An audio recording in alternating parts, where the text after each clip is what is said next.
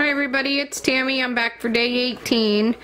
Not a whole lot of craftiness going on today. I did get one layout done. This is the final layout that I needed to do to bring my son's sports album up to date. So I had one more flag football layout to do from 2009, and I got that completed here. So now I'm completely finished, or well, not completely finished because he'll play again this year, but I'm up to date with his sports album. Today our goals was more or less some house cleaning type things. My children were off school today, so we cleaned their rooms, went through all their clothing, and each child has a bag full of clothing that doesn't fit them anymore or they just don't like to wear that we're going to donate.